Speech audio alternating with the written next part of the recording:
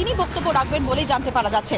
আরও একবার জানাই, বাংলাদেশের যে পরিস্থিতি তার দিকে নজর রয়েছে আমাদের, এবং বাংলাদেশে যে এই মুহূর্তের অবস্থা রয়েছে তার প্রেক্ষিতে ঠিক আজ বিকেল 3টের সময় বক্তব্য রাখবেন সেনা প্রধান বলে খবর পাওয়া যাচ্ছে। বাংলাদেশের সেনা প্রধান ওয়াকার ইজ জামান তিনি বক্তব্য রাখবেন, অর্থাৎ তার আজকের এই বক্তব্য যা অত্যন্ত গুরুত্বপূর্ণ হয়ে দাঁড়িয়েছে, কারণ বাংলাদেশে এখনো পর্যন্ত ক্রমাগত দ্বিতীয়বারের জন্য যেভাবে উত্তপ্ত হয়ে উঠলেও এই বাংলাদেশ অশান্ত হয়ে উঠলো, তাতে এখনো পর্যন্ত কারফিউ জারি করা হয়েছে আপনারা জানেন, এবং সম্পূর্ণভাবে যে সকল গণপরিবহন রয়েছে তা বন্ধ করা হয়েছে, সরকারিভাবে ছুটিও ঘোষণা করা হয়েছে।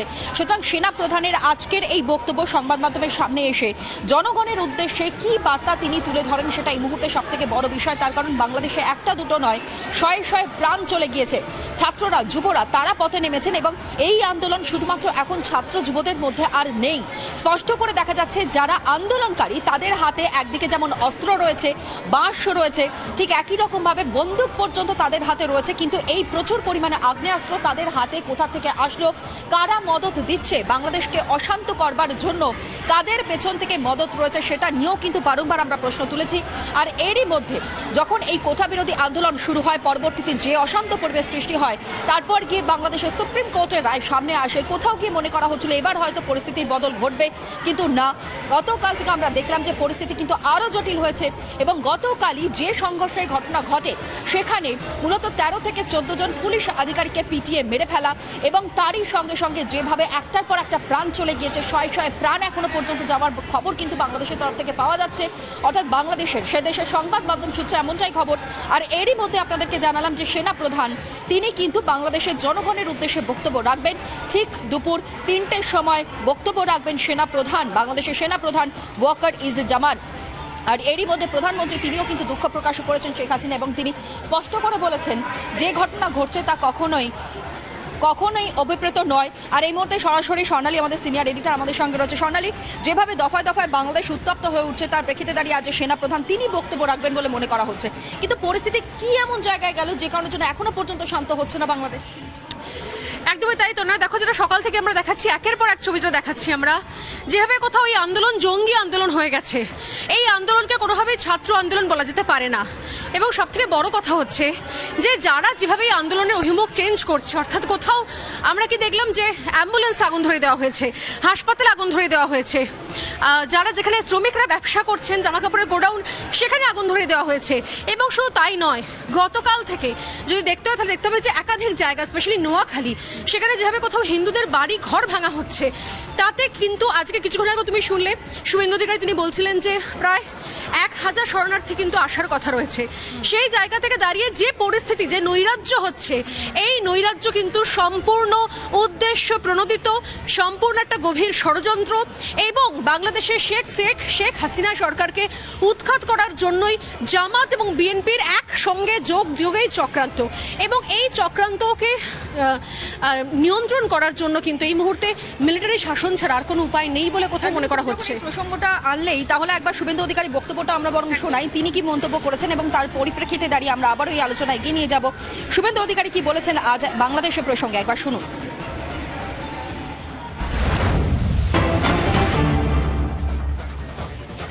পশ্চিমবঙ্গ বিধানসভা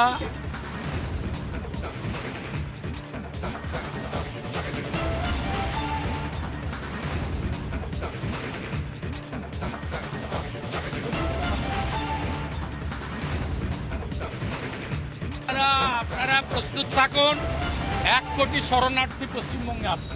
আমি পশ্চিমবঙ্গের মুখ্যমন্ত্রী রাজ্যপালকে বলবো অবিলম্বে ভারত সরকারের সঙ্গে কথা বলুন, কারণ সিএতে পরিষ্কার আছে ধর্মীয় উৎপীড়নের কারণে যদি কাউকে মার খেয়ে আসতে হয় আমাদের দেশ দেবে।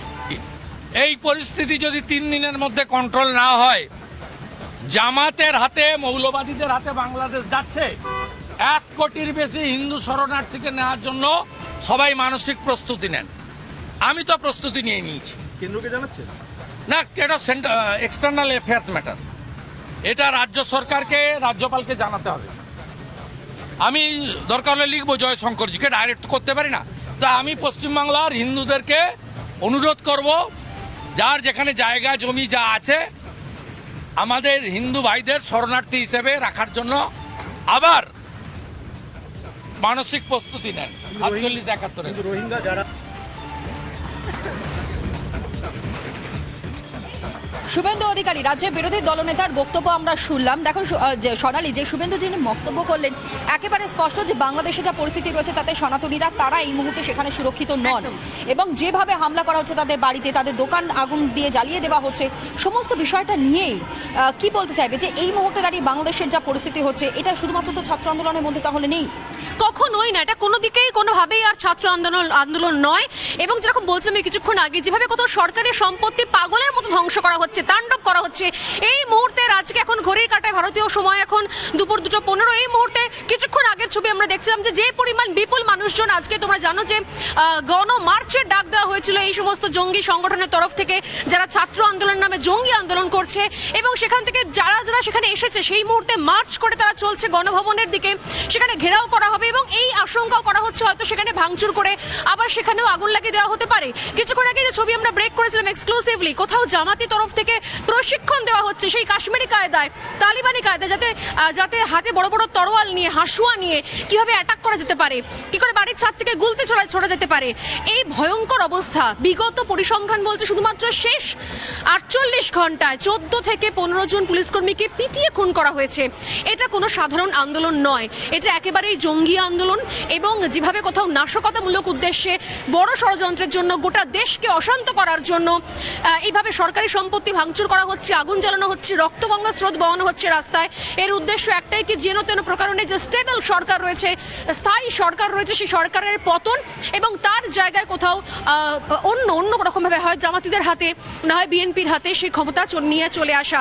এবং এই যে ভয়ঙ্কর পরিস্থিতি রয়েছে, এই পরিস্থিতির মধ্যেই কিন্তু এই সেনা প্রধানের, আর্মি চিফের তার প্রেস কনফারেন্স, এবং সেই জায়গা থেকে কিন্তু মনে করা হচ্ছে যে হয়তো যেদিকে যাচ্ছে সেদিকে হয়তো বাংলাদেশের সেনা শাসন আর শুধুমাত্র সময়ের অপেক্ষা। আর এই মুহূর্তে সোনালী আমাদের সঙ্গে টেলিফোন লাইনে রয়েছেন আন্তর্জাতিক সম্পর্ক বিশেষজ্ঞ রাজাগোপাল ধর চক্রবর্তী। তোমার প্রশ্ন।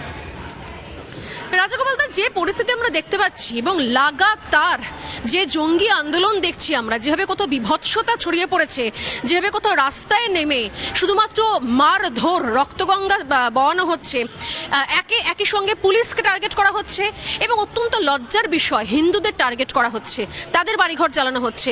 শুধু এখানেই শেষ নয়, সাধারণ মানুষের জন্য সরকারি সম্পত্তি, সাধারণ মানুষের জন্য তৈরি হাসপাতাল, রাস্তাঘাট, মেট্রো, এগুলো এর আগে আমরা দেখেছি এই জঙ্গি আন্দোলনের শিকার হয়েছে। দাও দাও করে হাসপাতাল জ্বলছে, বিভিন্ন কলকারখানা জ্বলছে। এই জায়গা থেকে দাঁড়িয়ে আজকে বাংলাদেশ সেনা প্রধানের প্রেস কনফারেন্স কতটা তাৎপর্যপূর্ণ বলে মনে হচ্ছে আপনার, রাজাগোপাল বাবু? হ্যাঁ, দেখুন, যেখানে বাস্তায় বহু মানুষ জড়ো হয়ে গেছে বহুদিন ধরে, ছাত্র আন্দোলনের সময়ও ছিল না, এখনো নেই। বোঝা যাচ্ছে যে বাংলাদেশ সরকার যারা চালাচ্ছেন, আওয়ামী লীগ, তাদের বিরুদ্ধে একটা বড় গোষ্ঠী কাজ করে রাস্তায় রয়েছে। কোনো অস্বীকার করার উপায় নেই। বাংলাদেশে শেখ হাসিনার সময় যথেষ্ট উন্নতি ঘটলেও এটা বেশ কিছু মানুষ মেনে নিতে পারেনি। তার মধ্যে যাদের কথা বলছিলেন, জামাত আছে, বিএনপি আছে, এবং আমার ধারণা এখানে আইএসআই পাকিস্তানের তারা নিঃসন্দেহে এই খেলায় রয়েছে, তারা মদত দিচ্ছে। এবং বাংলাদেশের যে ডেভেলপমেন্টটা ঘটছে, বাংলাদেশ যে স্বপ্ন দেখছে, আমি মাঝে মাঝে বলি এটা নিঃশব্দ বিপ্লব বাংলাদেশে ঘটছে। তো যাই হোক, সেটা সেই বিপ্লবের কথা বলার এখন সময় নেই। এখন মনে হচ্ছে কোনোভাবে আর্মির শাসনের দিকেই এগিয়ে যাওয়া, কেন বিরোধী দল কোনোভাবেই তারা সেই জায়গায় নেই। পার্লামেন্ট তাদের যে আসন আছে তার ভিত্তি করে তারা ক্ষমতা নেবে। আর্মি বুঝতে পারছে যে রাস্তায় এত মানুষ নেমেছে, এত লোক মারা গেছে, 300-র কাছাকাছি লোক মারা গেছে। এই জায়গায় নিজেদের ক্ষমতাটা দেখানোর এই একমাত্র উপায় এই সময় যদি আর্মি যদি আসে, আমি জানি না সে আর্মির পেছনে আওয়ামী লীগের সমর্থন থাকবে কিনা, বা আর্মি নিজেই তার ক্ষমতা প্রদর্শনের চেষ্টা করবে কিনা। যদি দেখা যায়, হ্যাঁ একদম।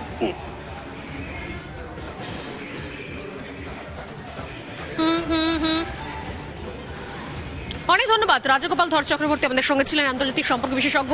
তনয়, একের পর এক ছবি আসছে, একের পর এক খবর আসছে, এবং এই মুহূর্তে আমার কাছে যে আরো একটা ব্রেকিং নিউজ নিউজ এসছে, তা হচ্ছে বাংলাদেশের প্রধানমন্ত্রী শেখ হাসিনার তার ছেলে সিকিউরিটি ফোর্সকে বারবার তাদের দেশের যে নিরাপত্তা বন্দোবস্ত, যে সুরক্ষা বন্দোবস্ত রয়েছে সেই আর্মি অফিসারদেরকে অনুরোধ করছে যাতে কোনো রকমের আনইলেক্টেড সরকার যাতে ক্ষমতায় না চলে আসে, কারণ এই বিএনপি, এই জামাত, এদেরকে মানুষ প্রত্যাখ্যান করেছে। কি একটা ইঙ্গিত পাওয়া যাচ্ছে এক্ষেত্রে? সেনাদের দিয়ে দেশকে শাসন করানোর কোনো ইঙ্গিত কি পাওয়া যাচ্ছে? দেখো, সেনাদেরকে নিয়ে দেশকে শাসন না হলে এই মুহূর্তে ভয়াবহ অবস্থা আমাদের পড়শি দেশ, আমাদের প্রতিবেশী দেশ, একটা বর্ডারের ডিস্টেন্সে বাংলাদেশ, সেখানকার যে পরিস্থিতি রয়েছে, সেনা শাসন দীর্ঘস্থায়ী না হলে আপাতত যে পরিস্থিতি, তাতে মনে হচ্ছে সেনা না নামালে এই রকমের অরাজকতা, এই ধরনের অশান্তির আবহ, এই ধরনের হিংস্রতা, সেটা কিন্তু কোনোভাবেই সেটা নিয়ন্ত্রণে আসা সম্ভব নয়। আর এই মুহূর্তে আরো একবার ব্রেকিং নিউজ দিকে নজর রাখছি, যেখানে আরেকটু পরেই সেনা প্রধানের ভাষণ রয়েছে। তার আগে বাংলাদেশের প্রধানমন্ত্রী শেখ হাসিনা তার ছেলের অনুরোধ, ভাষণের আগে সেনাকে কড়া হওয়ার অনুরোধ শেখ হাসিনার ছেলের, যাতে কোনো রকমের আনইলেক্টেড গভর্নমেন্ট, অর্থাৎ নির্বাচিত নয় এমন কোন সরকার যাতে কখনো ক্ষমতায় চলে না আসে, তার জন্য অনুরোধ করলেন শেখ হাসিনার ছেলে। অতএব বিষয়টা বোঝা যাচ্ছে কোথাও। এবং একই সঙ্গে এই মুহূর্তে আরো একটা ব্রেকিং নিউজের দিকে নজর রাখবো, তনয়, আরো একটা ব্রেকিং নিউজ, যে সম্ভাবনা প্রবল হচ্ছে শেখ হাসিনার পদত্যাগ করারও, রেজিগনেশন দেওয়ার সম্ভাবনাও কিন্তু প্রবল হচ্ছে ধীরে ধীরে।